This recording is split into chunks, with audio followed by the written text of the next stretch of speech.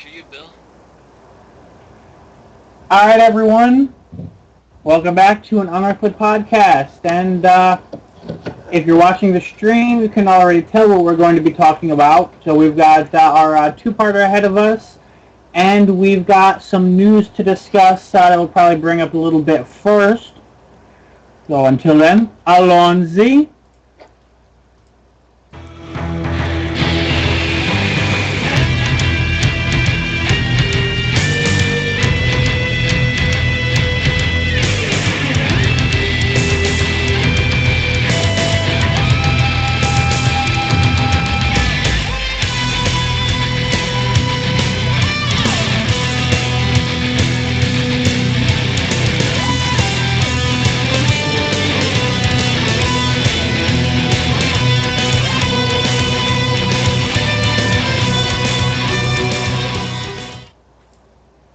So before we discuss the actual episode, I imagine most of our audience was wise enough to watch this first, but if for some reason you like to start your Sunday day off with us and spend the rest of the day under a rock, new Doctor was announced this afternoon.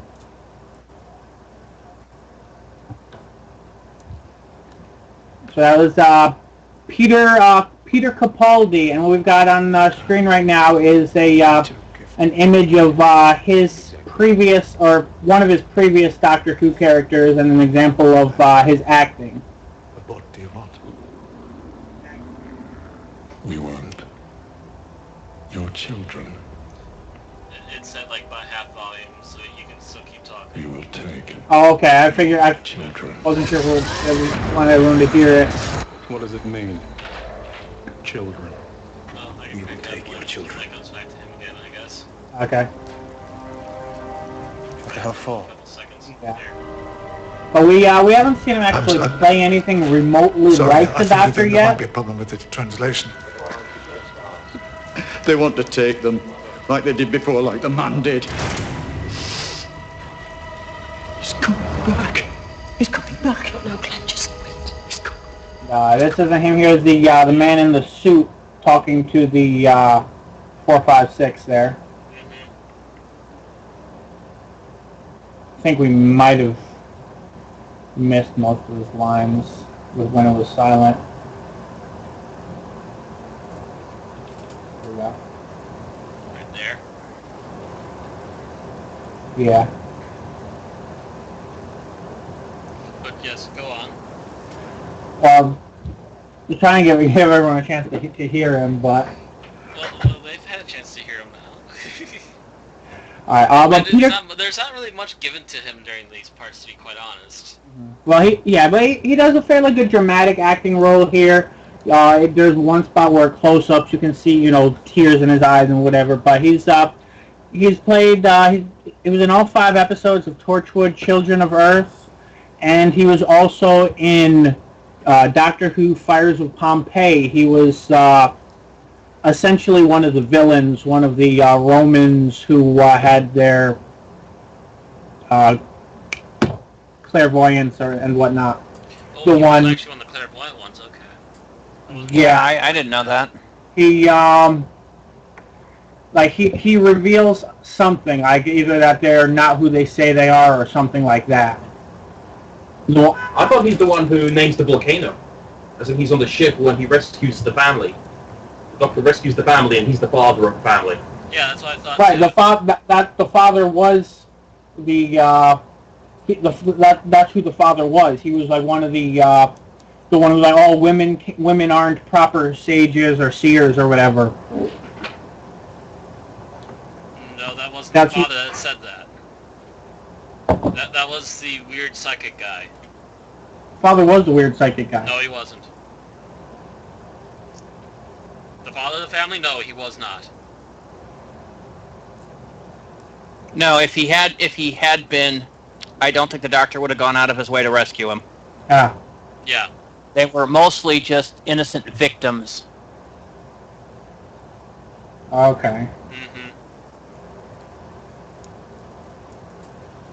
No, you're mixing two completely different characters I together. might I'm not be. sure which one's which then.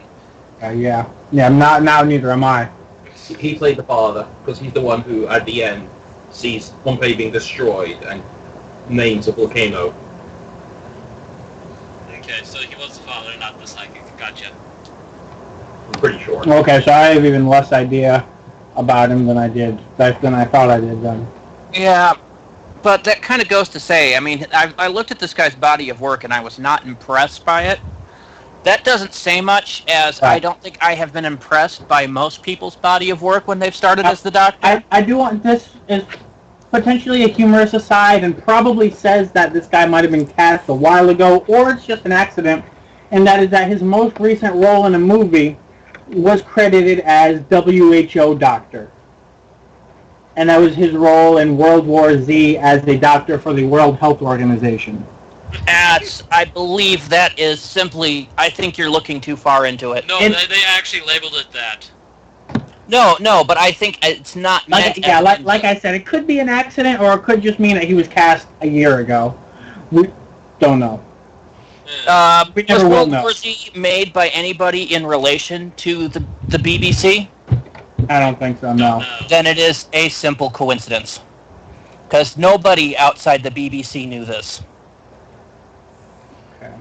Well, there's also the fact that this guy Even was if Doctor he Who was 3 times. cast prior to that role, he would have been under strict instructions to keep it under his hat. It kind of reminds me of when David Tennant was cast. I forget what the name of the show was, but they actually rewrote a script of him meeting somebody so that instead of saying the character's name, they referred to him as "Nice to see you, Doctor," because the character was named Doctor something. Actually, I'm trying to remember. Oh, actually, no. Yes, Yeah, but I can't by that remember point, the casting had been made public knowledge. Right. And therein is the difference. I'm not sure. Was that a BBC production? Does it really I matter? think To be honest. To be quite blunt a little bit. For this conversation, it does, because we were just discussing whether people outside the BBC would potentially know about it. No. If the casting's already public knowledge, they can do what they want. But but prior to this, the only people that would have known would have been in the BBC production house. And trust me, if he had broke that, he wouldn't be the Doctor anymore. Mm-hmm. It's like casting a new Stig for Top Gear and having the guy come out and announce that he's the new Stig. You don't do that. Not unless you want to get lynch mobbed and cast out within one episode. Or, driven off an aircraft carrier. Okay, well, I think what I'm referring to might have been... Well, let me see what Tennant played before I say it out loud and make a fool of myself.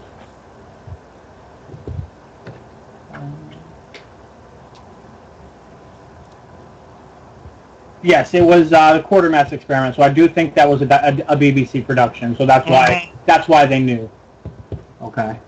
Actually, though, he had already been announced. Oh, had he? This was Yes. 2005. He shouldn't have been. Oh yeah, he was announced ahead of time. April 2005. He wouldn't have been. I don't. Because he was announced in late April, I believe, or mid-April. he was announced shortly after the first episode because they That was April, wasn't it? Yeah, because they broke Eccleston's leaving really, really early.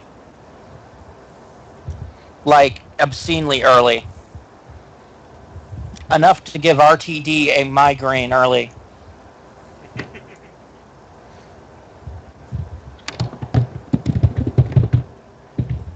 Which we all covered last week, if you recall.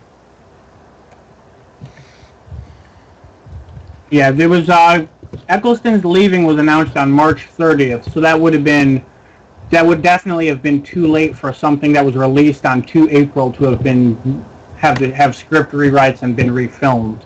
So Mark Gatiss knew and he was involved in it, so that's probably where the changes came from. Yeah, most of the Quatermass people were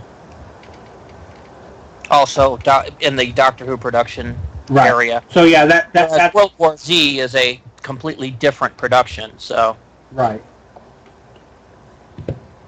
Okay then. So Normally we discuss this a little bit before we start the cast, but who wants to do the summary? Or, oh, by the way, and we haven't mentioned this yet.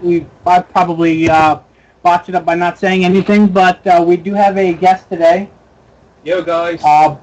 Those of you who listen to our Angels Take Manhattan podcast might remember Hydriatus. So. Armchair General, easier to say. Yeah. Would you like to summarize the episode? Not really. Don't really. Run away. Good luck, guys. You guys do it. It's not my turn yet, I don't think. Well, I did it last week, so... Okay, I had to throw my hand at this. Didn't give it any forethought, but... If you want, I can do it, I mean... If you want. All right. Either way. You're just better at it is my thing. So, the Doctor and Rose arrive back on Earth to visit, of course, Rose's mother, Jackie Tyler. Rose gives Jackie a present, and Jackie says that they're expecting a visitor in a few minutes, her father. Rose probably thinks Jackie's gone insane because her father died 10 years ago. But in a few minutes, suddenly this shadow appears, which of course freaks out Rose and to a lesser extent the Doctor. But Jackie acts like this is nothing new. And the Doctor runs out into the street and sees them all over the place. They're everywhere. And sure enough, apparently, these ghosts have been appearing all over the world for a period of several weeks. Enough so that the planet has gotten over the initial panic of ghosts, and have gone on to ghosts, cool. They have ghosts on the television show, ghost products, ghost this, ghost that, ghost the other thing. The ghosts, however, what the Doctor doesn't know is the ghosts seem to be coming from a device in this building, which we discover is essentially Torchwood. Torchwood, of course, having been listed in several previous episodes as a buzzword. I think actually all of them in the Almost season. all of them. It was the big season hint, like Bad Wolf was the series before. Yeah, it's I'm pretty sure every episode starting with except not Parting of the Ways, but Bad Wolf, and then every episode after the Christmas Invasion, and then everything on. Mentioned actually, Bad Wolf had a reference to it too. Bad Wolf did, but Parting of the Ways didn't. Is what I mean. There wasn't really a place for it in Parting of the Ways. Right? Exactly.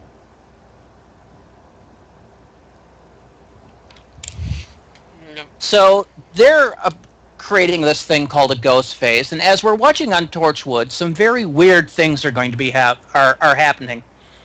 Two people wander off into a side area that seems to be under construction, and as they're there, one of the big plastic tarps come down, and behind them we see a brief image of a Cyberman.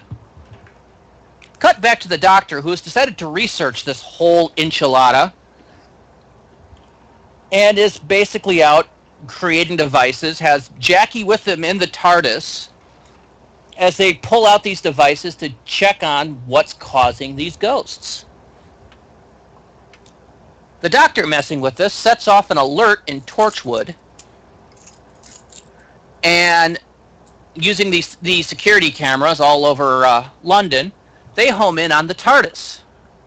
The director of Torchwood is delighted and sets up a welcoming party for the TARDIS, who's on the way there.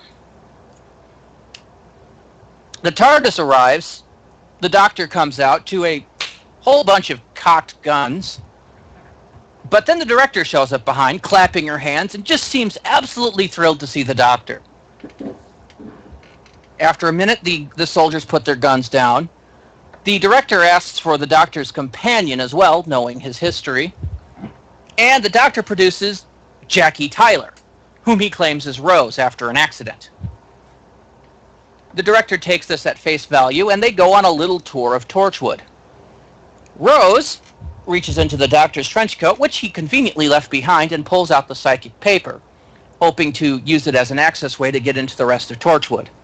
So while the doctor goes up to the executive floors, Rose crawls around the underside of Torchwood, trying to find out what's going on there.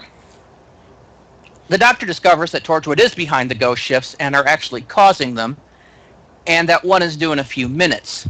The doctor tells them not to. He argues that it's dangerous, and they pretty much tish-tosh it. And then the doctor does a little demonstration by breaking a piece of glass.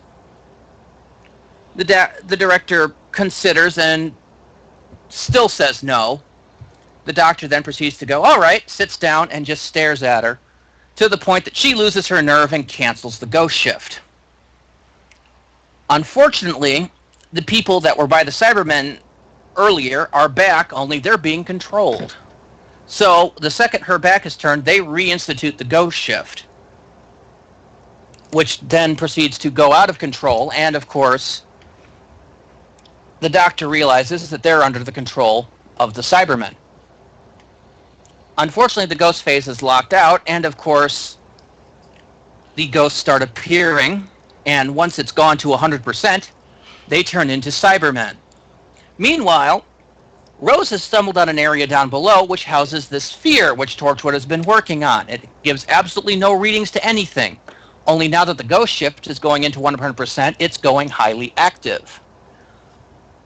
And as she's there, she's discovered as being an imposter because apparently everybody there is psychically trained and can therefore detect psychic paper. They're all ready for this, and they're expecting something to come out. One of the workers turns out to be Mickey undercover, who is thinking that it's Cybermen, but it's not Cybermen. It's Daleks. And that's where we ended that episode.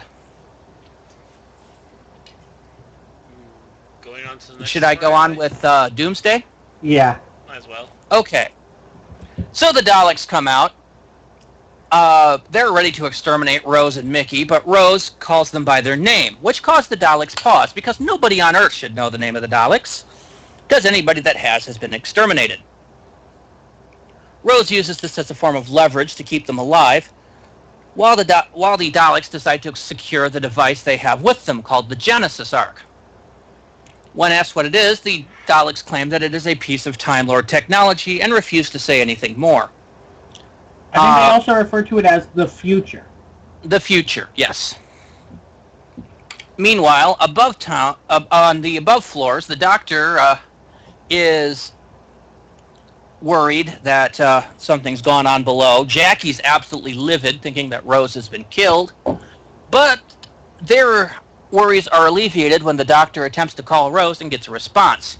He hears the Genesis Arc and frowns, not knowing what it is.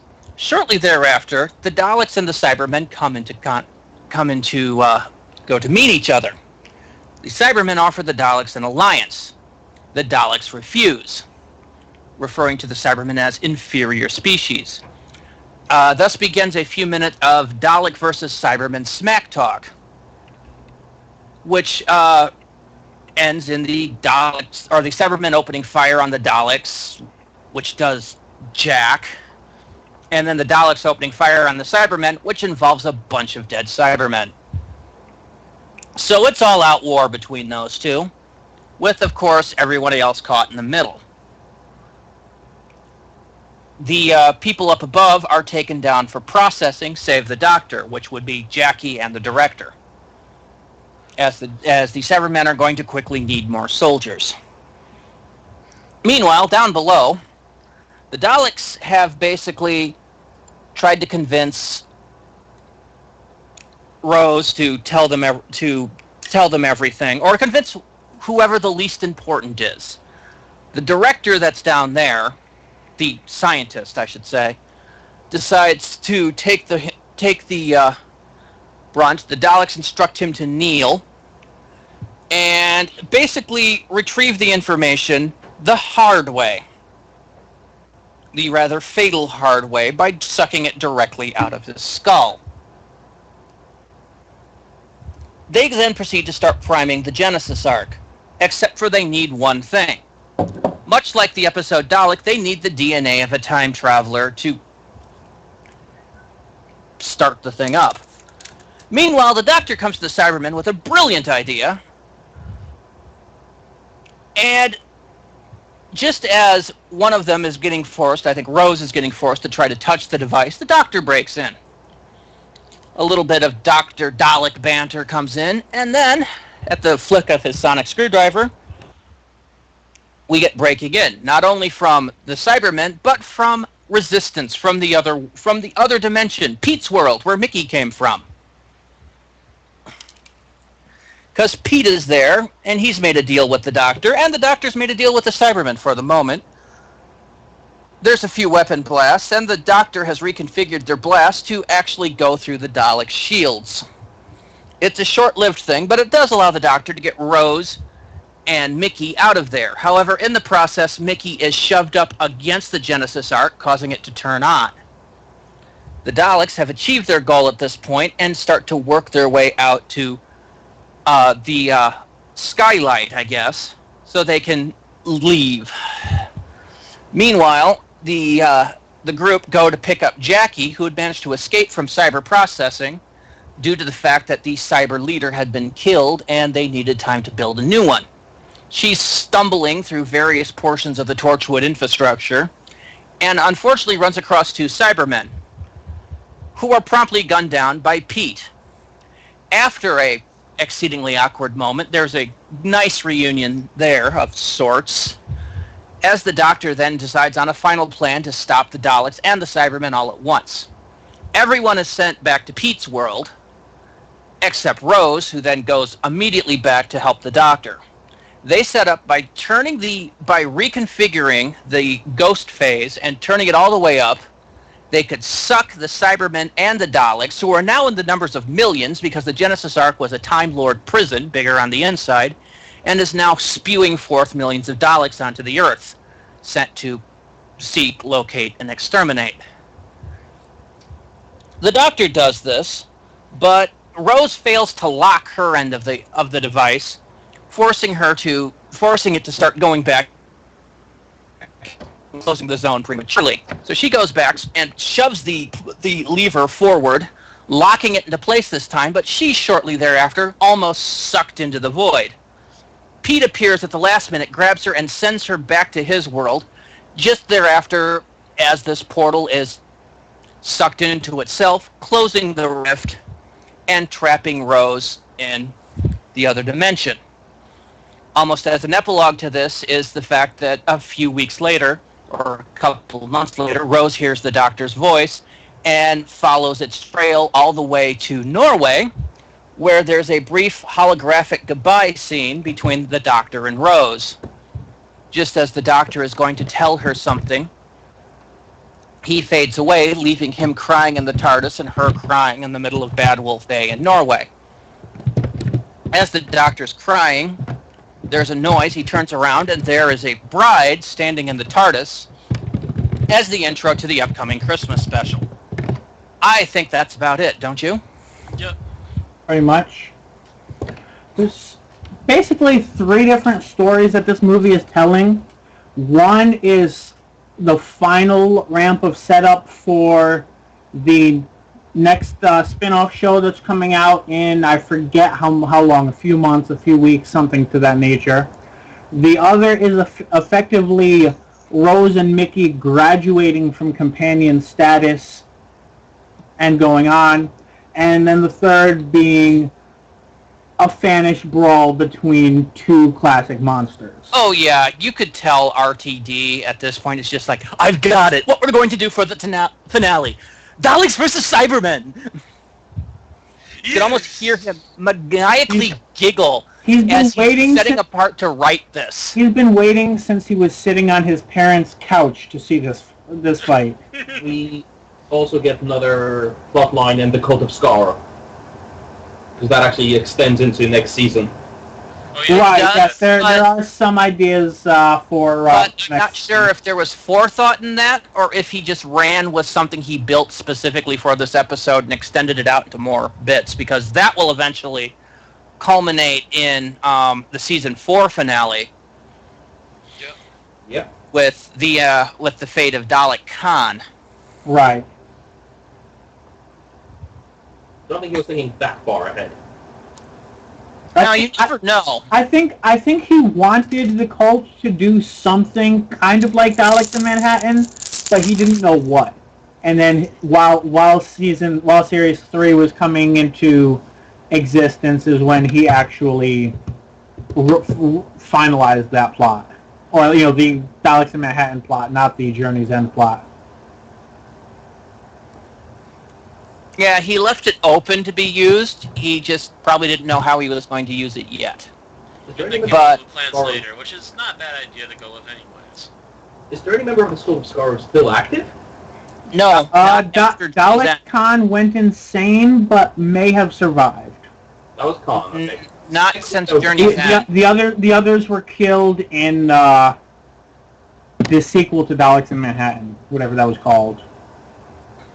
The second part, yeah. Yeah. I can't remember what that was called either. Wow, I'm usually good about that. I'm ashamed of myself. Yeah, because I always refer to it as, and I always forget that it's a two-parter. Actually, it's Evolution of the Daleks. Evolution of the Daleks. Evolution, yeah.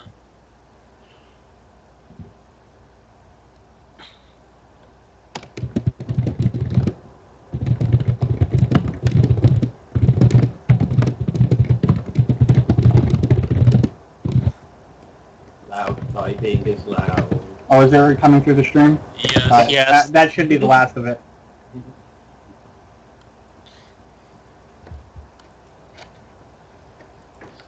One thing interesting about this episode is that people talk, or at least people on the internet seem to talk about how this is so much more efficient and better run than the Torchwood we get, and how they're nothing alike. Yet when you really watch this episode, they're the exact same organization down to their very basics, other than having a different boss. I mean, we have a guy sitting around doing Sudoku, who's essentially their version of Owen in some respects. You have two people who go off for a snog and God knows what else in the middle of their shift. This is Torchwood 100%. The only difference is that this Torchwood has more manpower. Yes, exactly. Yeah. And more funding. But the other one has enough funding anyway, but this one has more. And the other one is the house that Jack built. Yeah. Which is, But even there's a line that nobody watching it at the time probably would have thought of it this way, but it's a really spectacular foreshadowing. And that's when the scientist is basically like, we have used everything at our disposal to try and figure out what this is. So the doctor pulls out a pair of 50-cent 3D glasses, looks at it, and knows the answer immediately. Well, yes, but I don't think those were ordinary 3D glasses. No, I mean, he could see but void stuff. Well, from a symbolic perspective, that's the Doctor's relationship with Torchwood 100%. he puts on 3D glasses and goes, yes, They throw wads of money at it and struggle with it, and he... Oddly That's enough, the that's the cheapest thing he Doctor's had. relationship with Unit, too. Yeah, pretty much. Why didn't they just have Unit? Because they a wanted unit someone spin-off... Although, replace money with bullets. A unit spin-off would have been very 70s, and that's not what they wanted. I would have loved a Unit spin-off, It would have personally. been good, but it wouldn't... I always thought Unit was like 60 times cooler than Torchwood. I just don't think it would have been as popular, a military spin-off versus a CSI spin-off, essentially. Depends on how you go about it. Well, to be honest, Torchwood was more MIB than CSI. Yeah. Depends on the episode, really. It's kind of... That's basically what it is when those two concepts meet. Because Gwen is a cop through and through, especially in the first season. Mm-hmm. But still, it was always, we're the secret undercover people that nobody hears of. That's how I always thought of them was as Men in Black as well, but there's definitely plenty of differences there. It started off very serious. Like, we are the last line of defense against the alien, the mutant, the heretic, that kind of stuff. And then you actually join the group, and it's such a farce. Because they are all insane. Because they're written by RTD, who I swear has some issues. I would still prefer him to Stephen Moffat, however. Yes. That said, which would you say is more competent, Unit or Torchwood? Depends. Are we talking Unit with the Doctor working for them, or Unit by themselves? If the Doctor is removed, whether it's because he's on a mission or whether it's because he's not with them at the time, then Torchwood is actually more efficient. I didn't say efficient. I said competent. Competent. Then Torchwood is more competent because they have at least some people that know what's going on, i.e. Captain Jack. But if you take a look at what Unit did most of the time without the Doctor, especially in the reboot of the series, they mostly just did absolutely jack all. The most they've ever done so far is make a helicarrier. Yeah, Unit. Cool. Meanwhile, yeah, itself was pretty cool, but they allowed the American president to get assassinated. They're basically they blow hard, but they're in over their element. Meanwhile, Torchwood probably sat back watching while Unit and other important people related to aliens were killed by aliens, probably thinking, okay, that heightens our prestige. It wasn't their job. Yeah. I mean, Torchwood's job in the Torchwood series is to monitor the Cardiff Rift. Well, that's Torchwood 2. Torchwood 1 is a bit more involved in other things, but they still don't care about by the anyone time other of than the the Crown. situation I was mentioning, Torchwood 1 was cheese toast. I mean, well, I'm thinking Aliens in London. Torchwood could have intervened in some manner. They chose not to. For in and out of universe reasons. Actually, they did. By retcon, mind you, but they did. One of the doctors that was examining the pig alien was actually Toshiko. True. So they were there. They were dealing with it behind the scenes. And was that before? That wasn't before she became a Torchwood member? That was after? No, it was during, because Owen was meant to do it, but he had a hangover. That's how they explained it in Torchwood. So she had to cover. Yes, the Grand High Torchwood retcon, yeah. Mm-hmm. When you said by retcon, I thought you meant the drug. No. Like, what did they do? No, I mean by storyline retcon, because they had cast that same actress, not Captain Jack, and later decided after the fact it was the same person. Right. Well, I think, I have to look at the credits of that episode. From what I heard, it was that she reprised her role, implying that it was always the same person, but I'd have to look at the credits. It was never explained, though, why she was acting like a medical scientist in that episode and then became the computer specialist. Right. So, really, it wasn't really explained until they decided to drop this little bomb of text in there. And that was like, what, the third season of Torchwood that we finally found that out? Maybe. Somewhere in there. It was shortly before the character bought it. So they didn't bother explain to it until they were going to kill her in the next episode. Of course, that was Torchwood.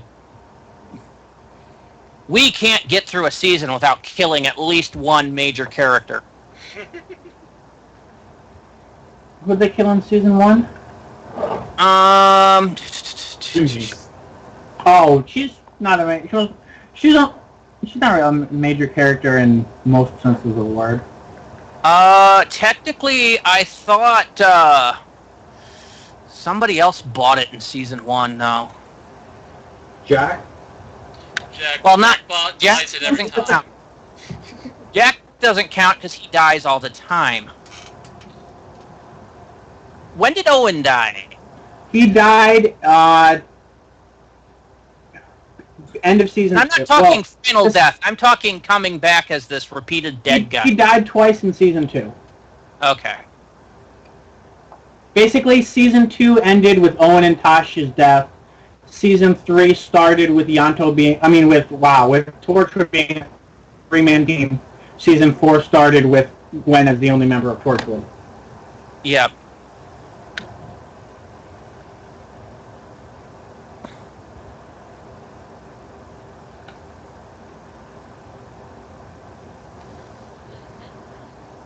Yeah, I guess I was wrong. But still, it's just like, God. The first season of Torchwood was... I actually had fun watching. After that, it just got depressing. Kind of like Buffy. Except Buffy had 7, whereas Torchwood had 3.5. 3, yeah, well, technically 2 and 2 specials. Children of Earth. Miracle Day. Miracle Day was 10 episodes long. I'd consider that a full season. Now, Children of Earth is. But it was still one ginormous mini-series, one ginormous story. Whereas Series 1 and Series 2 were a series of stories, sometimes revolving around a central theme. Right. That's the difference to me.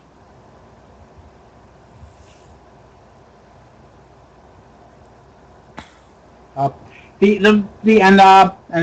second essential story in this episode before the Daleks and Cybermen is it's interesting. If you watch the episode, I mentioned it's obviously there are other reasons why comedic and such reasons why the Rose and the Doctor were separated. But when you really watch, Rose is essentially doing everything the Doctor would do in her situation, except that she does not have the hundreds of years of experience that he does. Yeah.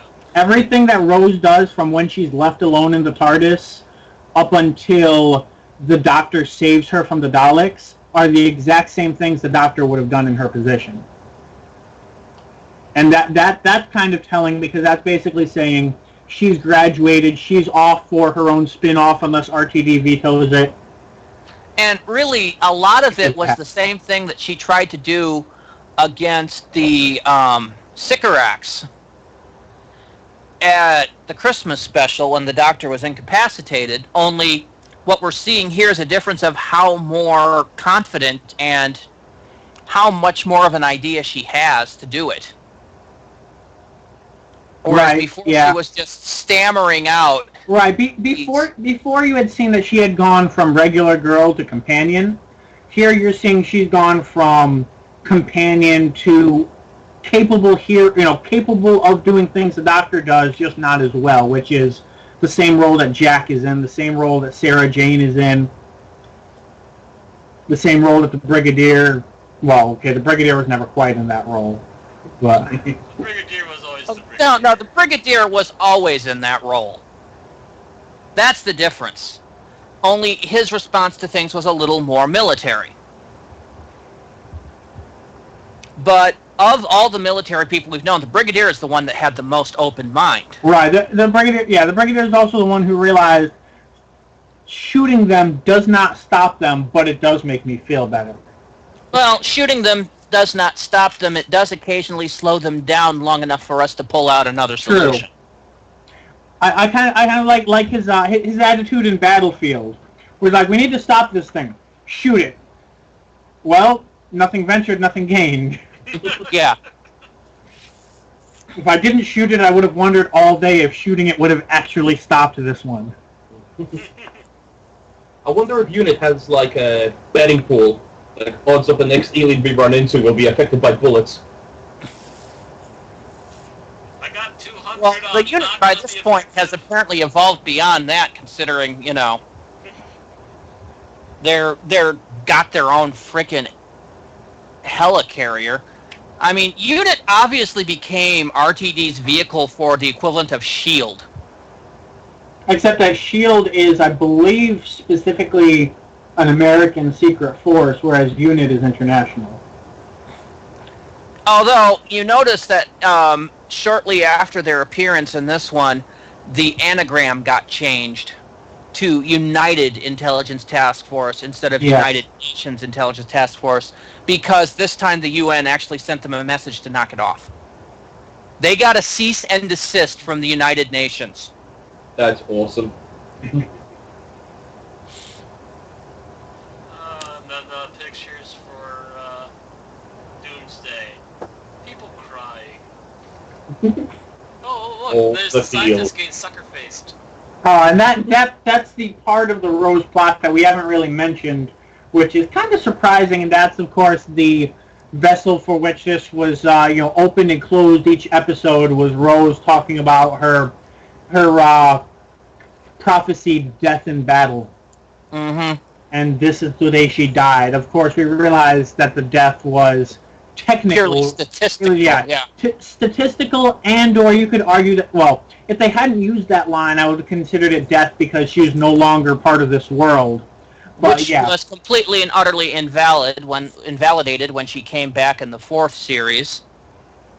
Yep. Yeah, but it's interesting that RTD was the one who didn't want to have that 4th spin-off purportedly, because the way Rose is written, both in this episode and in her next appearance, pretty much that spin-off happened.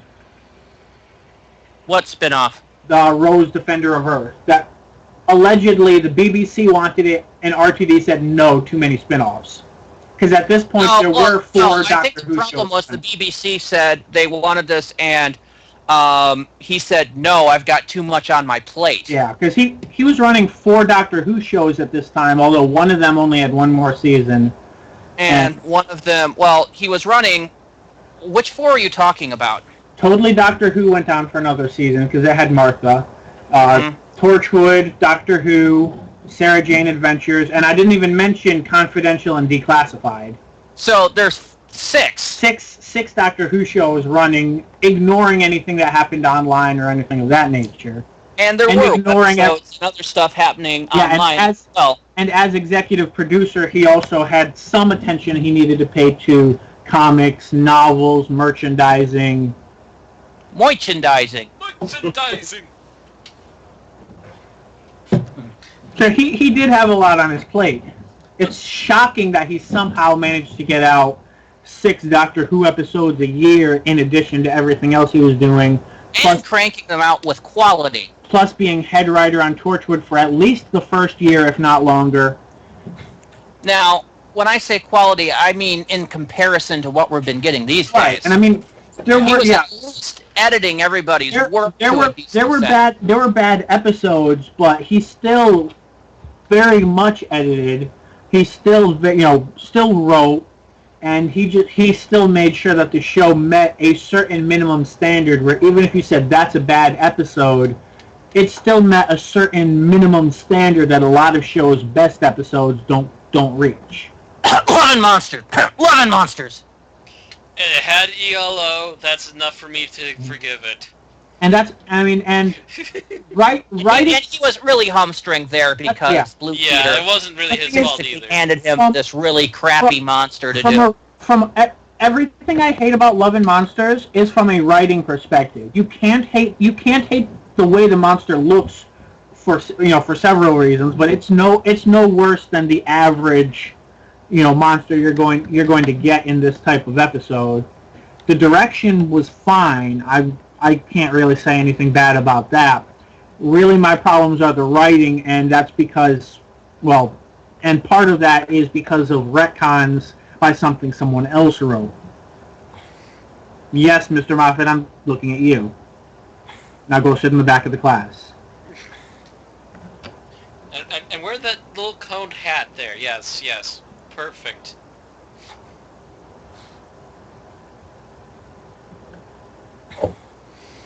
But yeah, most of the episodes were decent. Some were bland, but most were decent, and most revolved around the theme. And they were all, and this is where Flynn would start chomping down my neck. They at least followed their own set of cohesiveness, their own little mini continuity, if you will. Continuity.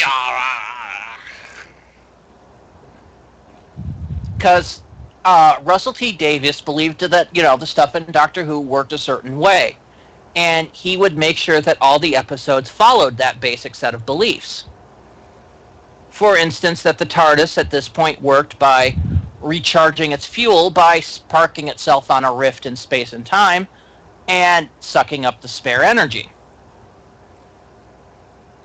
Whereas Stephen Moffat can't even keep the fuel setup the same way in one single episode, Journey to the Center of the TARDIS, where you have both the Eye of Harmony and fuel rods.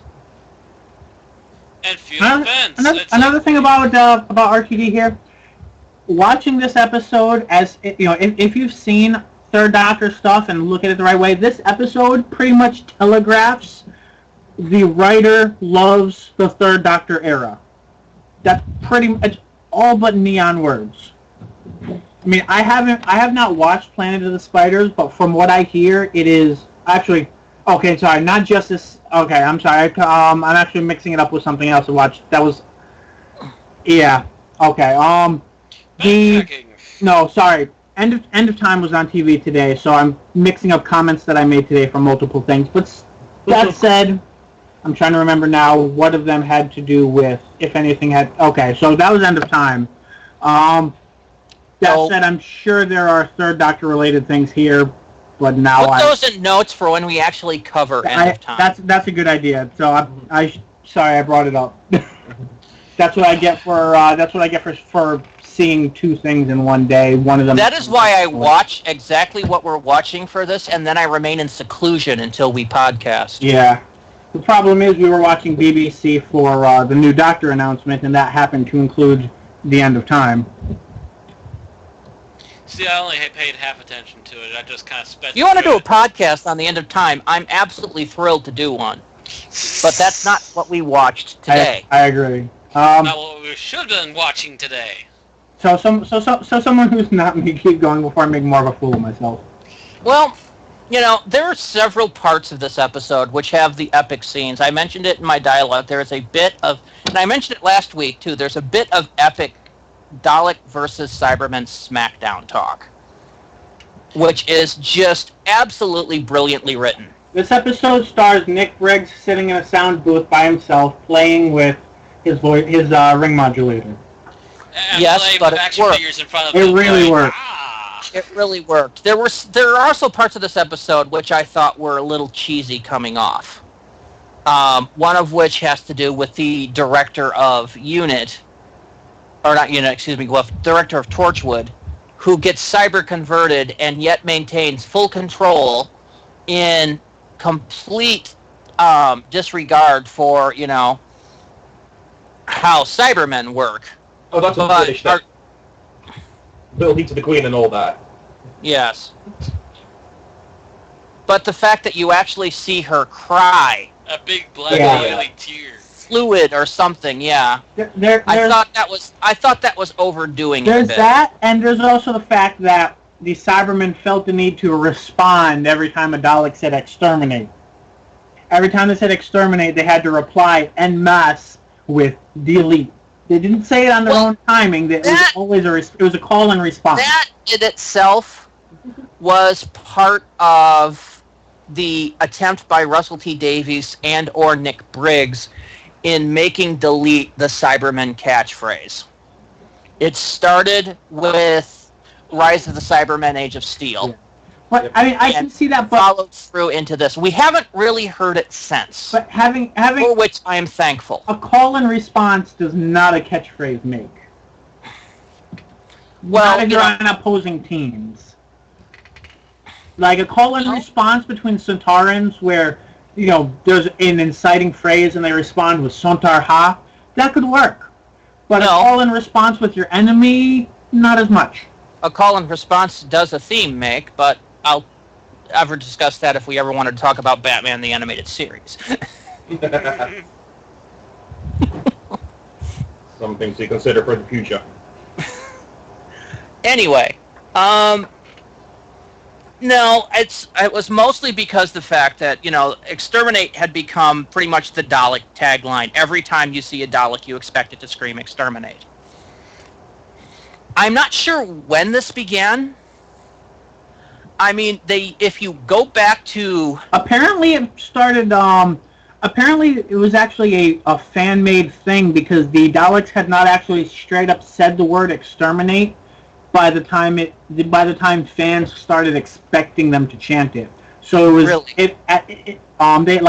they had said, exterminate, something will be exterminated and such, but they hadn't actually chanted the word exterminate until after fans started expecting them to, and then it was... Yeah, no, but I'm trying to remember which episode did it actually start becoming, because I know it's there for remembrance. I think actually the first time it might have been Dalek Invasion of Earth.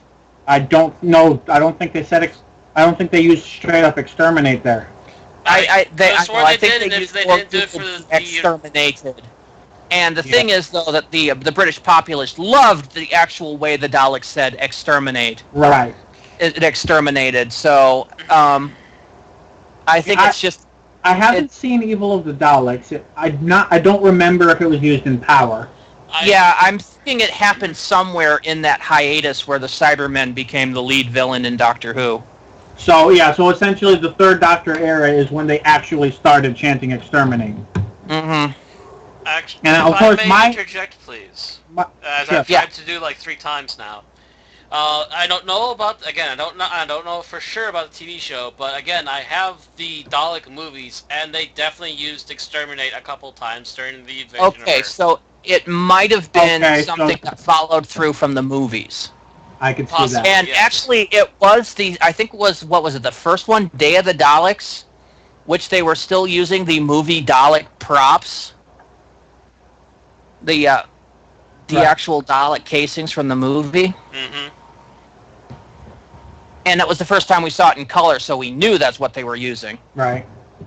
But, yeah, because there was, I think Power and Evil both had their own kind of custom Daleks for a lot of that, because they had to build the Emperor. Right. And then there was the big hiatus between the end of Troughton's first season and the, I think it was the second or third season of Pertwee. Day of the Daleks, who is the companion? Season. What? Day of the Daleks, who is the companion? Sarah Jane, I believe, was the next No, time we it's saw not. this. That's Death to the Daleks, Matt. Because they didn't have a flying TARDIS. I mean, yeah, you know what I mean. A time-traveling TARDIS. No, wait, that's right. There was... It was either Liz or Joe. Joe. Yeah. If it was Joe, then it would have been third season. Because there was no Master in that episode. It was the beginning of his third season. It was... And in the beginning of his fourth season, that had... Because this was before the Three Doctors, and that was... Okay, so the first season of the Third Doctor, season 7, was Spearhead, the Silurians, Ambassadors, Inferno. That was the Liz era. Right. Then we had Joe, and we had Terror of the Autons, Mind of Evil, Claws of Axos, Colony in Space, and the Daemons. Then we had Joe for another season, which was Day of the Daleks, Curse of Peladon, Sea Devils, the Mutants, the Time Monster. And then it was the beginning of his fourth season that we got the Three Doctors, and then Frontier in Space and Planet of the Daleks, which both had Daleks in them. He had 5 seasons? Yep. Yeah. That's what threw me off for a second. 70 through 74. Okay. That didn't sound good. That's awesome. Be right back. All right. Barely happened. Something happened there, but no. Yeah, I forgot about the one with Joe there for a minute. It's like, oh wait, that's right. Yeah. Yeah, that's Day of. It doesn't help that both of Pertwee's big Dalek episodes start with D of the D. Yeah. Yeah. D of the Daleks. But I've gotten clear in my head. But yeah, it was that episode, if you recall, was the one where they were going from this alternate future conquered Earth, Back to the Past, to assassinate this guy, which is actually what the Daleks wanted them to do all along. That was the one that I think was the last time we saw the movie Daleks as props.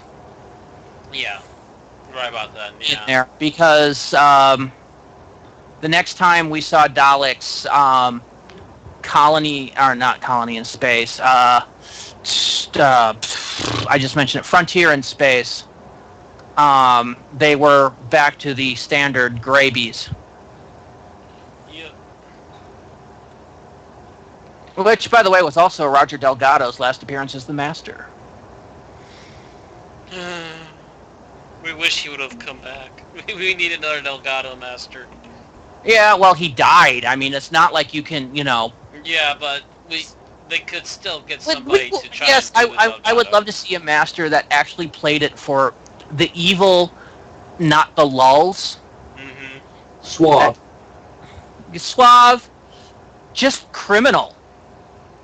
I mean, just the whole, actually having rational evil schemes for power sedately, as opposed to, I think that's what I'm looking for, is sedate. As opposed to, we had Ainley's Master, which is camp, and then we had Eric Roberts' Master, who was forgettable. And then we had the John Sims Master, which was camp of a different flavor. It was camp mixed in with Mountain Dew. It was, it was 80 camp. It's recent Who, which is Sugar Rush. ADD, yeah. Attention deficit disorder. Who for the modern era. Let's sigh. We can get beyond the modern era. Go back to Who being good again, please. Now, it was, even this era, it was still good with the ADD. It was just, it's a different feel, and it has to do with how TV's done these days. Also, I think, has to do with how producers see their average person having the attention span of. Yeah. I hate to say it, but the average attention span of the human race has gone down in recent years, I think. We've gotten used to having too much instant gratification. Yeah. Push button, get candy kind of thing. Yeah. I mean, you look at things like role-playing games, and I'm talking online, like computer role-playing games. Yeah. They used to be hard and complex back in the 80s and early 90s. Stuff like And now they're EverQuest. What? Stuff like EverQuest. No, PC games. Even pre-EverQuest. I mean, I'm talking, you take a look at, like, Final Fantasy 1. Yeah. Which, is largely, you run around these huge elaborate dungeons and all this, and then you take a look at the latest games where it's basically you walk down a corridor and fight monsters. Yeah. And then beat ourselves over the head for complaining that things were too advanced back in the day. Yeah. The difficulty for such things has gone way down because they've decided that the average person doesn't have the attention span for these long, elaborate storylines anymore. Which is why I hope the new real Ultimate game actually succeeds. Please, please, please, please, please, please. But I'm just using this as an example, Matt. They're taking the same mentality and applying it to television. Which they can stop. Whereas before we'd have these long, elaborate, and not exactly fast-paced storylines in Doctor Who. Now, every episode is 45 minutes or 2 45 minutes contained in itself. Quick, go, go, go, go, run down the corridors. There's not really much of a pause and introspection anymore. Yeah, but even then, we had decent quality when we first started this thing, but somehow, after a switch of hands, it's suddenly just gone down the toilet. I mean, you could see some of that in this episodes, too, where it's just, the pacing is just go, go, go, go, go, go, go. A little bit, yes, but first episode, less so. There's a lot of build-up in Army of Ghosts. Right, there could definitely be, like, if you took this as a classic Who serial, there definitely, the Cybermen probably, the Cybermen reveal would have been the end of the second episode, Dalek reveal would have been end of the third episode, fourth episode would have been what we got for Doomsday. And what we got instead was we got Doomsday as a full 45 minutes of pretty much non-stop. Actually, it could really come out perfect. The first episode ends with the reveal of Torchwood. Mm-hmm. Second ends with the reveal of the Cybers. Third ends with the reveal of the Daleks. Fourth ends with Rose in the alternate universe. Mm-hmm. So basically, turn this two-part series ending into a full series. Right. So instead of 90 minutes, then it would come into a full serial. Yeah. Come to think of it, a two-parter now is pretty much the same length as a four-parter in like the Davison era or so, right? Yes, more or less. So there's probably a few minutes different. The average Doctor Who back in the Davidson-Baker era was about 25 to 27 minutes. Okay. And that's including is that including the theme or are they like the credits? That's from the second that the episode starts. So the whirly time effect or the and that's including doing the cliffhanger again in the beginning. Yes. Yes. Of course, I say that, but I also know that the timing on this includes usually a trailer at the end in the RTD era and the music and everything else. So. Mm-hmm. So this is actually give or take the length of the average Davison serial, but then again, I think they did still have some six-parters in that era when they needed it. Yeah, they usually had like the average season was like 5 4-parters and a 6-parter. Right. So this would be that 6-parter. For Probably. The modern version, yes. Yeah. Not always. Sometimes they ended on the 6-parter. Sometimes they started on the 6-parter. Right. But if you're doing the big epic episode, a companion leaving, better than average chance that this would be the longest special of the season. Not really. Really? Yeah, really. They gave those 6-parters out wherever they actually felt the storyline needed. I mean, how long? Caves of Androzani was how many parts again? 4. That was a 4-parter, okay. What were the 6-parters in the Davison era? Because I can't remember them. I'd have to look them up. Okay, I'm not sure if the Davison era gets a bit confused because there's even some 2-parters in there. And remember, during this time, they also were experimenting with moving Doctor Who to a 45-minute format. Right. And then, of course, they did in the following season. Yeah, but they had tried it with... Resurrection of the Daleks was released originally in 45-minute formats. So it's kind of hard to tell for that last season where the 6-parters would have lied. Oh, hold up. I'm actually looking in Wikipedia. There are no 6-parters in the 5th Doctor era. Really? They're all 2 or 4. Yeah. That's right, because there was a bunch of 2-parters. So the last 6-parter that we've gotten was... I'm sorry, there's none in the John Nathan Turner era. Shada would have been a 6-parter, or Shada, whichever pronunciation. The Armageddon Factor, the season finale of the previous season, was 6-parter. Actually, throughout, okay, except for Tom Baker's first season, where Genesis of the Daleks was a 6-parter, followed by Revenge of the Cybermen as a 4. From then on, it was all 4-parters with a 6-parter as the season finale. That was pretty standard. Yeah, it was the whole way through Tom Baker, and then Peter Davison was a mixture of 4 and 2-parters, and then Colin Baker, I believe, was mostly 2-part. Yeah, from there they were longer episodes. So Trial of the Time Lord was 3 4-parters and a 2. And 14-parters, or a 14-parter, depending on how you look at it. And then the Sylvester McCoy era was a mixture of 3 and 4-parters. Yep. Because at that point they were cut down to 13 episodes, I think. 14 episodes a season. And there they kind of tended to alternate. Yeah. But the entire John Nathan Turner era, we did not get anything above unless you count multi-serial arcs, we did not get anything above a 4-parter. Yeah, I think that was part of one of the changes he made, is he didn't like having that 6-parter. And I would tell you, those six-parters would piss me off because I used to record these, as I've mentioned before, on WHA. And so I would cut out the last two episodes because I would set it for an hour and a half recording time, not knowing it was a six-parter.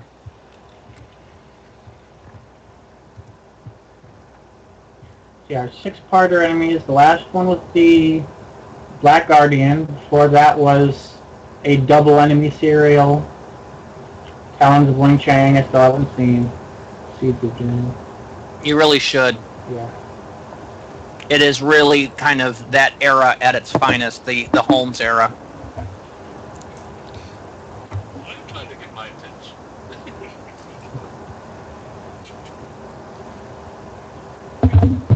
Also, if you really want to have the Doctor do his best imitation of being Sherlock Holmes, Talons of Wang Chiang. That's where all those clips of the of Tom Baker in the deer hunting cap come from. Yes. Though that is in itself a bit of a misnomer because Sherlock Holmes never wore the deerstalker in the original novels. It was an artist for one of the secondary novelists after Doyle put it down that drew him in the deerstalker, and it became iconic. That's always the way, isn't it, though?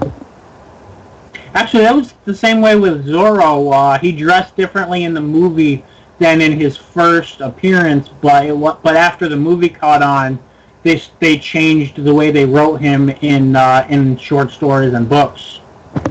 Conan Doyle never wrote him with the deerstalker. It was always the secondary authors that did it. Right.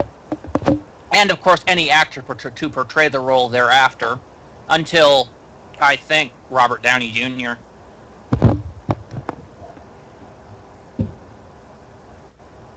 They kind of lampshade that in the BBC Sherlock.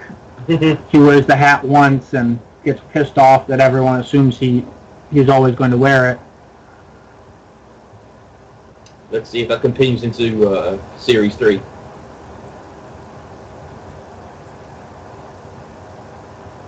Anyway, I think it's time to drag this back on topic.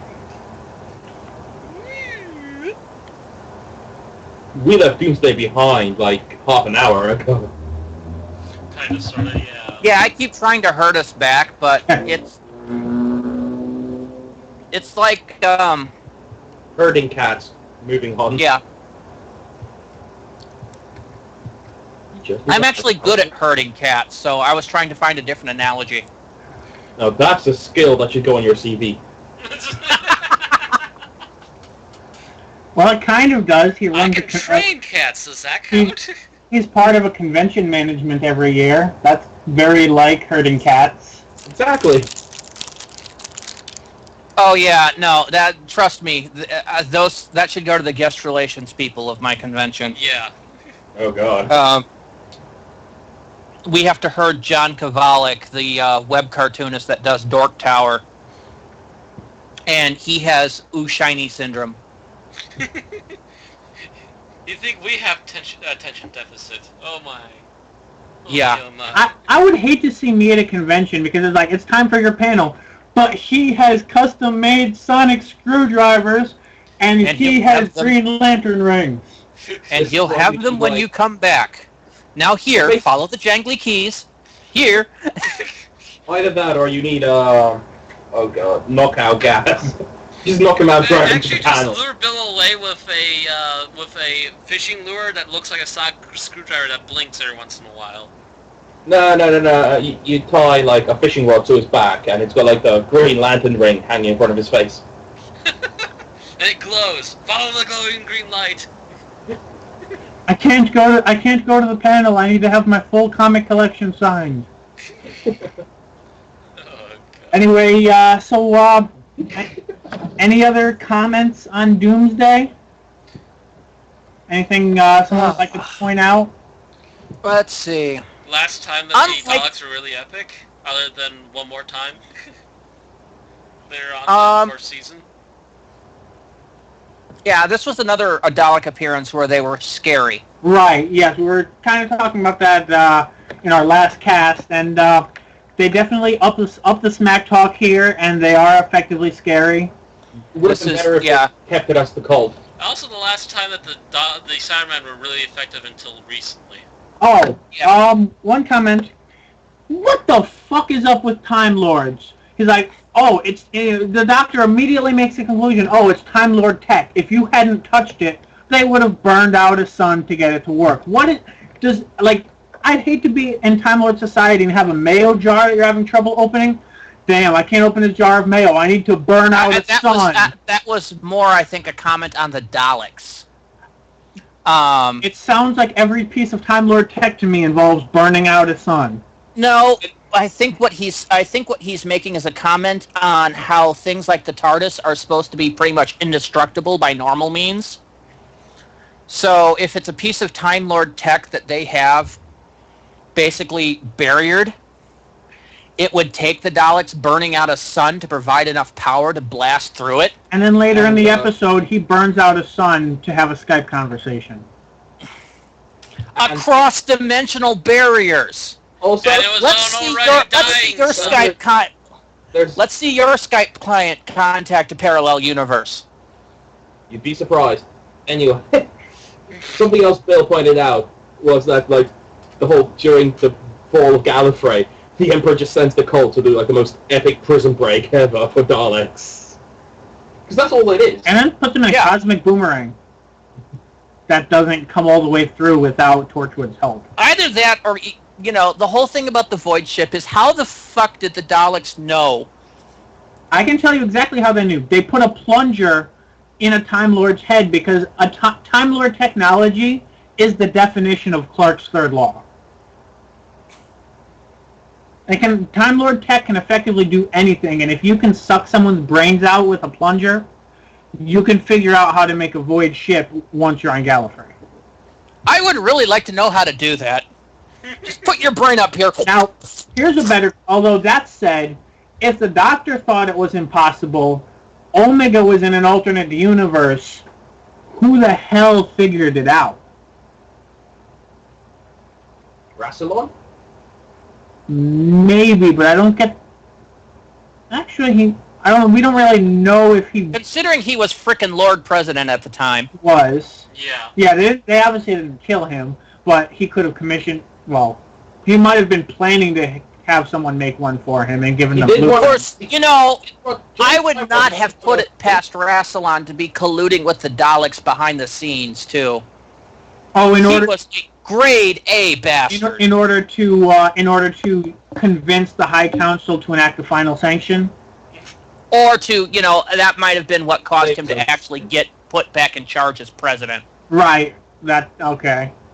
Or because Rassilon... I think if Rassilon just got out of bed and said, "Make me president," I kind of got the impression they would have done it.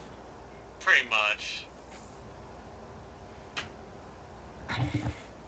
He is the most powerful Time Lord they've ever had outside of Omega, and Omega's kind of pissed. Well, yeah, you got to remember, though, that there was always those little background things about Rassilon being not as good as everyone remembered him to be. And, with the Time War and him trying to escape, maybe he had the Void Ship as, like, an escape pod, and the Daleks stole it. No, it didn't seem to be Time Lord technology. Of course, they never raised the question on how the Daleks managed to figure out how to create one. True, so ergo... Yeah, that's where Although it's big and circular, it makes me wonder if they stole it from the Santarans and converted it into a void ship. They took a Dalek bump and inflated it. Daleks learn stuff by eating brains. Huh. Yeah. Daleks are mind flayers. Or Space Marines. Fuck you. Daleks are Space Marines! He said it! No, I like the Daleks are mind flayers. They do have the tentacles if you take out the outer casing. And Daleks did turn into one. Daleks did turn into an illithid. Pretty much, yes. Although if he had done it with a Time Lord, he would have had the psychic capabilities. And 1,000 D&D players now know how illithids were made. Thanks, Doctor. Thanks. Actually, yeah, it's... Considering even in the timeline of D&D, illithids come from the future. They come from the end of the universe and they travel back in time. That's official.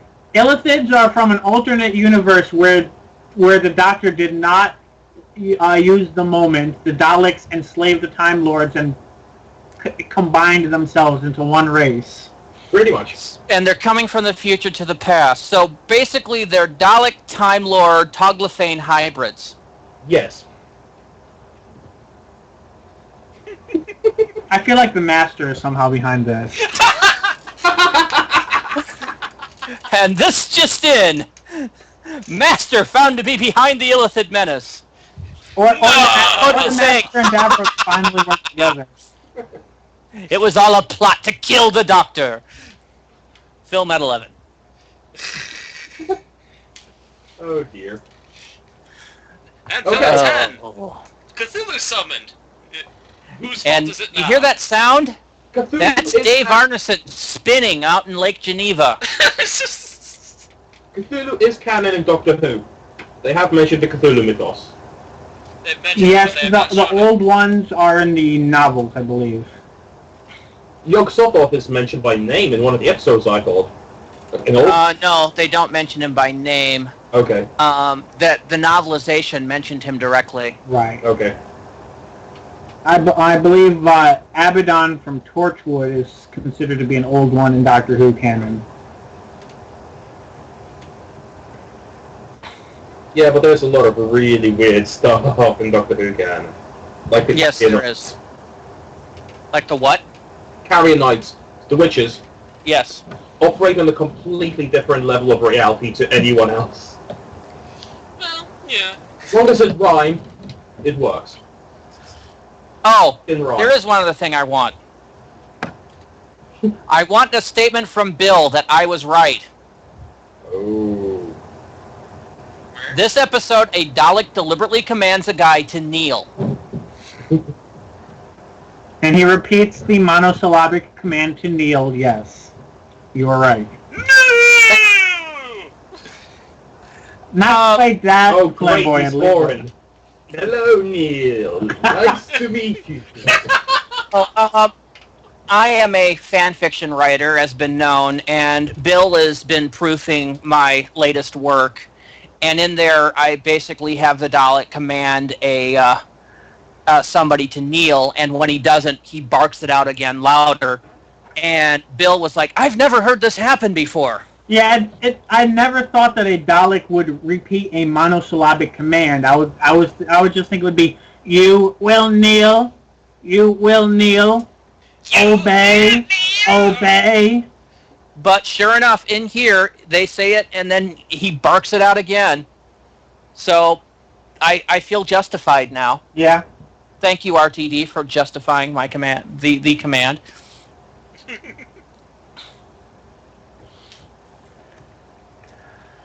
Let's see. You know, the ghosts, when I first saw them, I didn't know what they were. When I was rewatching this again, They don't behave like Cybermen. no, but you could almost tell, because in a few of them, you can almost see the things coming off their heads. I didn't notice that. I was paying more attention to the way their bodies move. There was a couple places where I noticed it almost. The way the first few that we see where we actually just like see them walk around someone, they're not moving the way a Cyberman would move. Yeah, and the second we know they're Cybermen, they immediately start adding the Yeah.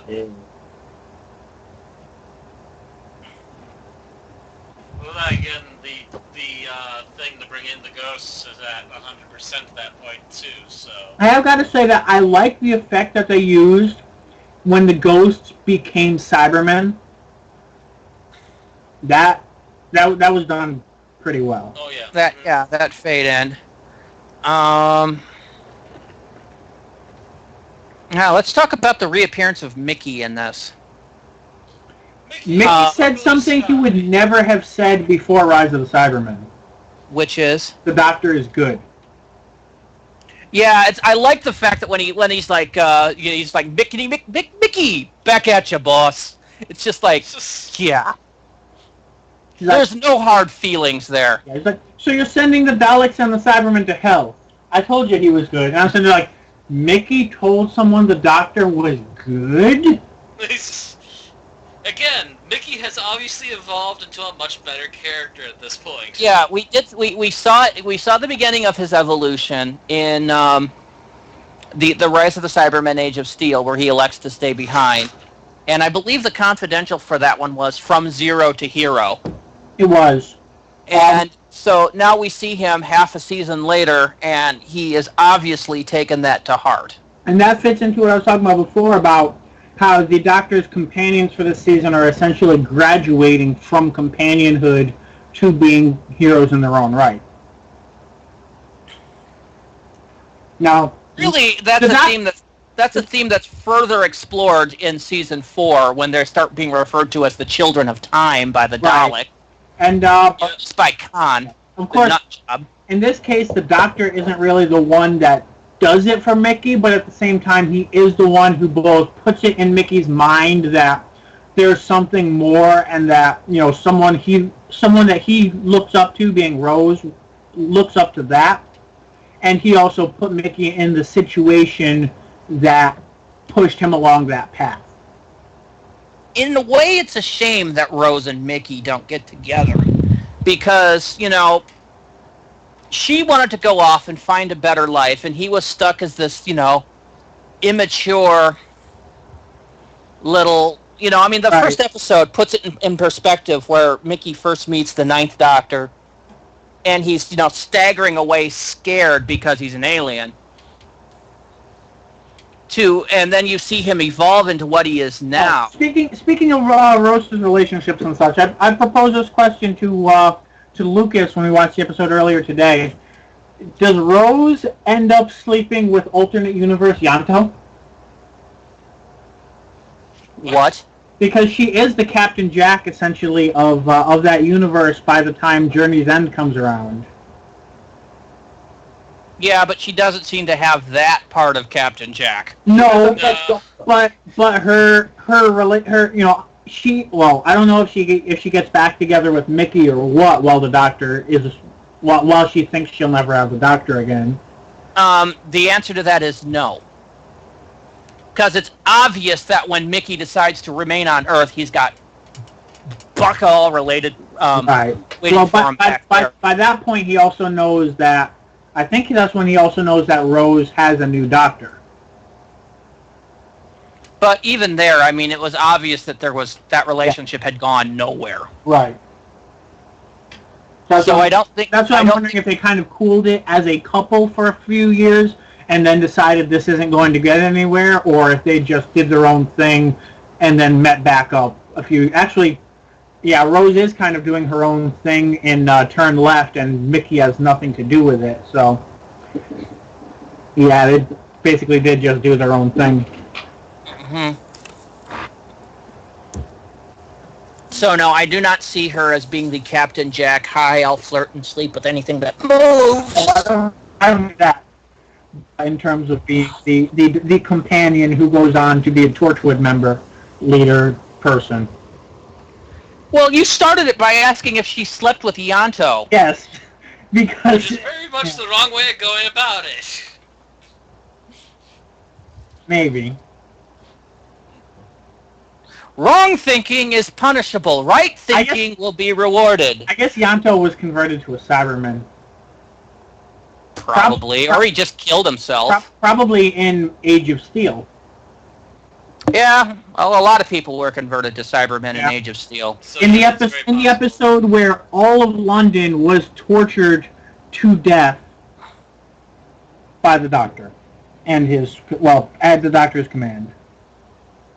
Huh? What? Basically, the way that they beat the Cybermen in that episode was to emotionally torture everyone until they died. Well, technically, according to the Doctor's mentality, you've been cyber-converted, you're already dead. There are much better ways to go than to die of the horror of your own existence. Yeah, but it's much more... Yeah, but he was kind of pressed for time at the moment. Yeah. And kind of needed to stop them one way or the other. Oh God! What? So something Bill found. He was responding to a random Facebook post that someone made, and he decided to be loud about it. Let's just know. Yeah.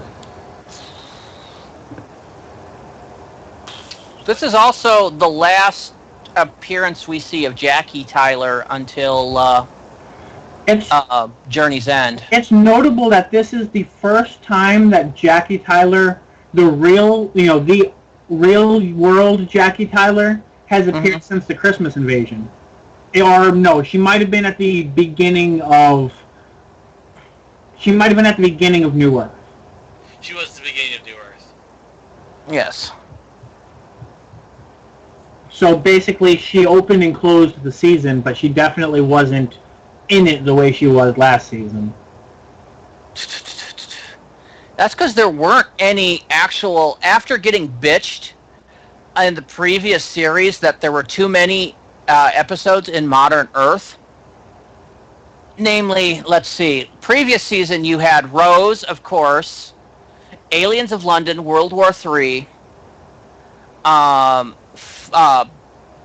Father's Day almost counts, Boomtown, and then chunks of Bad Wolf and Parting of the Ways took place on Modern Earth. Right.